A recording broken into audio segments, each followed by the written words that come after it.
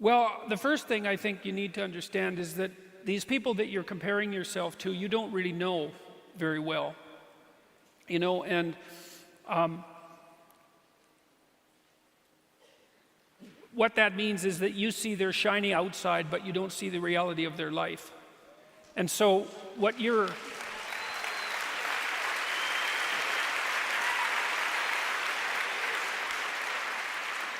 maybe you're in California, see someone speeding down the road in a convertible Porsche, and you think, oh man, what a lucky bastard. And the truth of the matter is that he's thinking about wrapping his expensive sports car around the next cement pillar that he comes close to.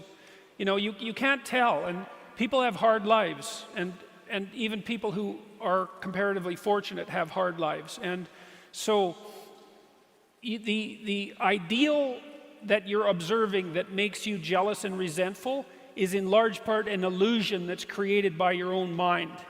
And I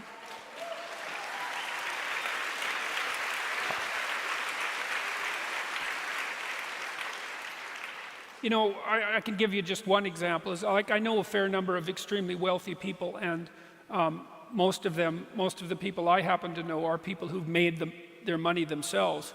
And I tell you, man, they have a burden of responsibility that would crush me, would crush the typical person. They're just working flat out, like 90 hours a week, and they have thousands of people depending on them. And they have their money, and they have their status, and that's not nothing.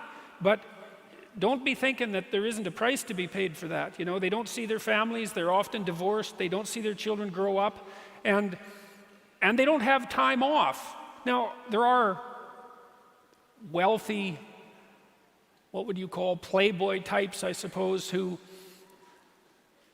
live out the dreams of wealth of a foolish 14-year-old, but they're not that common, and you have to be careful of what you're jealous of because you don't really know what it is.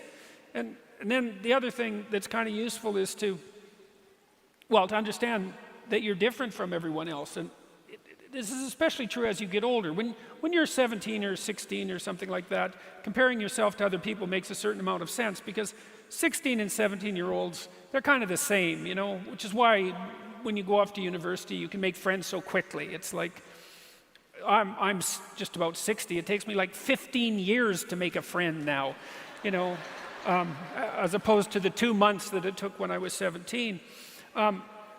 You're quite different from other people, and you shouldn't be comparing yourself to them because they're not like you. They don't have your family. They don't have your temperament. They don't have your troubles. They don't have your abilities. The only person that...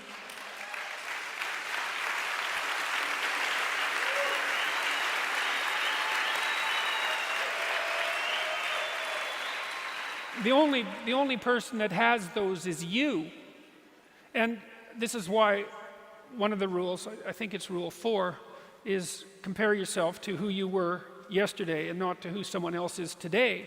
And see, that's a game you can win because you could be a little better today than you were yesterday. And that's a good thing. You're a little better. That's a good thing. And no doubt there are some things that you could improve. If you sit and meditate for any length of time about what you're not doing optimally, answers will spring to mind. You could be getting up earlier. You could be watching YouTube less. Comparing yourself to who you are now, that's a game you can win.